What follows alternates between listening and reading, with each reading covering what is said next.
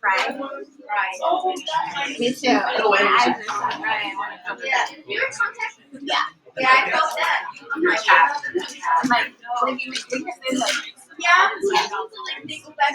it's awful. All right, ladies and gentlemen, here we go.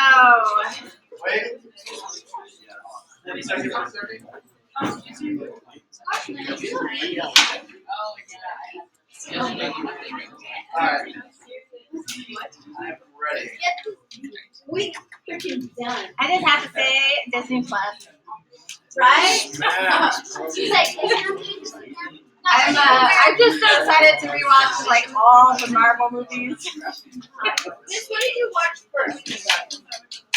Last night we watched. I watched the Avengers. Okay. All right. All right. Here we go, ladies and gentlemen. I want to simplify x to the fifth times x to the negative 2. They have the same base. What are we allowed to do? Add the exponents. So that gives me x to the third power. 5 plus the negative 2 gives me x cubed. Then, simplifying number 2 a little bit. X to the negative 4 times x to the fourth, all to the power of 27. Order of operations says we should work inside the parentheses first, so that's what I'm going to do. And again, they have the same base, so I'm allowed to add those exponents, and we get x to the 0 raised to the 27th power. And just to remind you here, we have a power raised to a power. What are we allowed to do? Multiply. Good. So 0 times 27 is 0. And what is anything to a power 0? 1. Always good to remember that. And then 1/9 to the negative 1/2. So I'm going to start you off. What does the negative do to our base?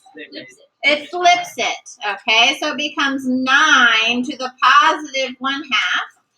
And then what is an exponent what does it mean when it's 1/2? Square root. Very good. So this was just a, hey, remember this sort of thing, because it will come up again. Right now? No, but next week.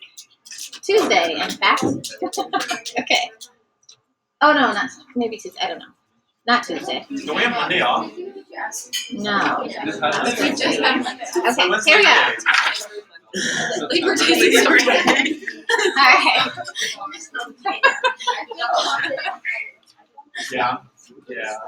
All right, here we go. Solve the equation. So today we're just combining all those properties of exponents along with the one-to-one property. Ladies and gentlemen, what was the one-to-one property?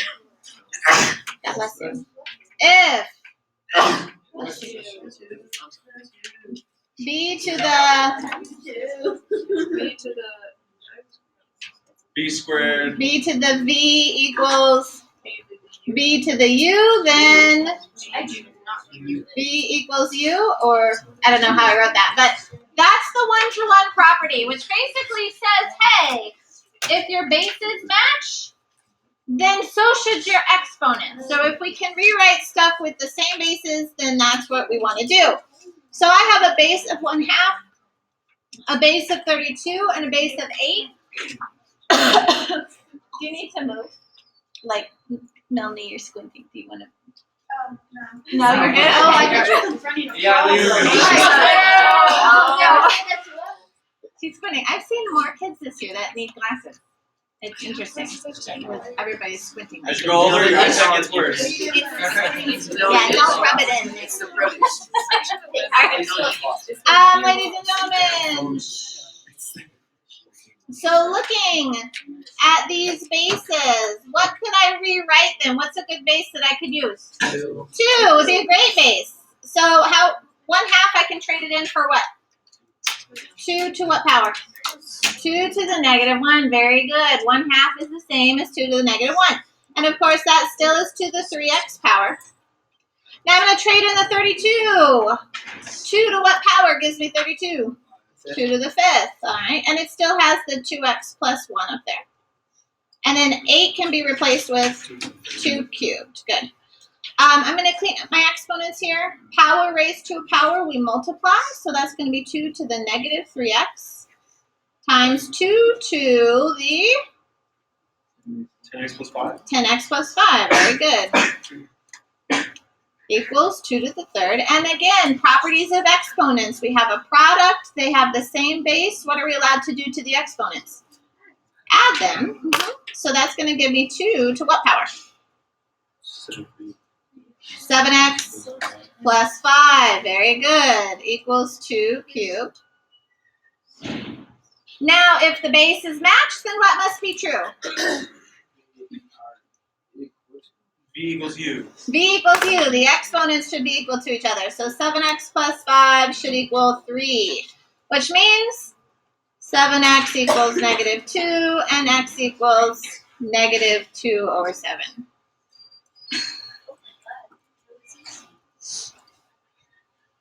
All right. Everyone's staring at you, McGuire. Yeah.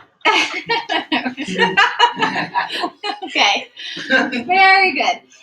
Could you check this answer? Plug that in. You could plug it back in. It's a little cumbersome to do, but you could do it. All right. Again, thinking about the goal of having the same base, I want to rewrite all these bases with 5 would be an excellent choice. So 125 can be traded in for 5 to the 5 to the third. Good. And 25 can be traded in for? I keep saying traded in because my son is doing that in math right now. He's trading in 10 ones for a 10 and trading in 10 tens for 100. Yeah. So 125 is 5 cubed. Again, I'm going to clean up my exponents here. Power raised to a power, we multiply. 3 times 2 gives me a 6n. And what's my denominator? 5 to the negative 2n. Very good. All right. Now, if when we have a product, we get to add exponents, what do we do in division? subtract. Subtract. Subtract the exponents, and it's always top minus the bottom. So it's 6n minus the negative 2n. The base stays the same, and that's going to become what? 8n equals 5 cubed. And since our base is matched, so must our powers. Which means 8n equals 3. And so 3 over 8 for an answer for n. Okay, questions on that? 3, good, right? Yeah. This is really good, just working with the exponents again, especially trading in like fractions for negative exponents. That's going to be really useful when we get to logarithms. Hey! Julie and I were just talking about it. Were you talking about studies? After practice. Nice. We're getting there. We're like, All right, last one.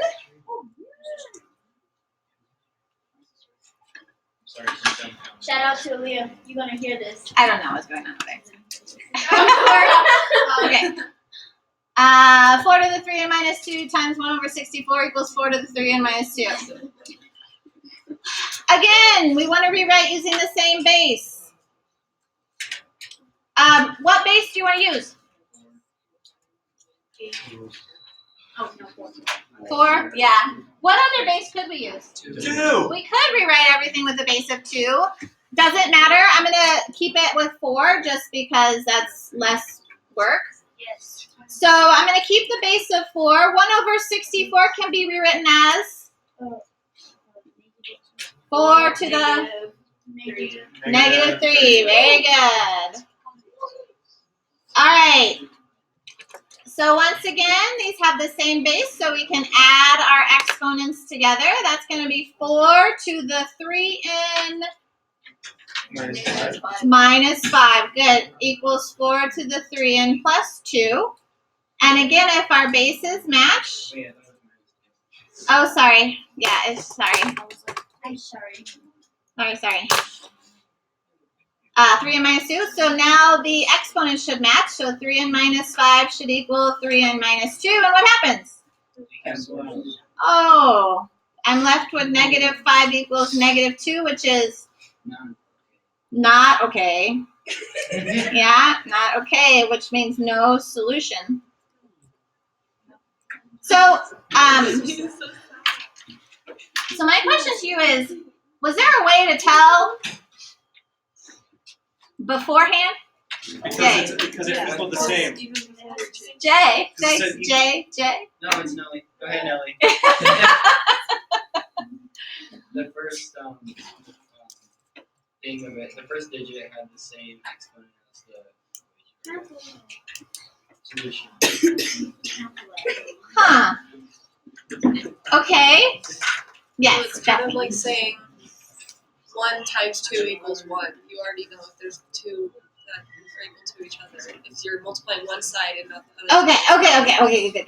So, so this is sort of like, hey, if I start with 2 things that are equal, yeah? So we see up here we have 4 to the 3n minus 2. Are those things always equal? They would be, right? But what we've done is we've taken and we've changed one side. We're multiplying it by 1/64. It's like multiplying one side by 8. Are those things ever going to be the same? No, it can't be. And it's a great thing to think about. So, although that's kind of a weird example. But yeah, saying these 2 things started out equal, but if we multiplied one side by a 64th, then they can't ever be equal again. Okay. So if we get a problem like that, can we just say no solution? Yeah. Sure. All right, ladies and gentlemen, here you go. Pass out your sheet. That's it. Yay.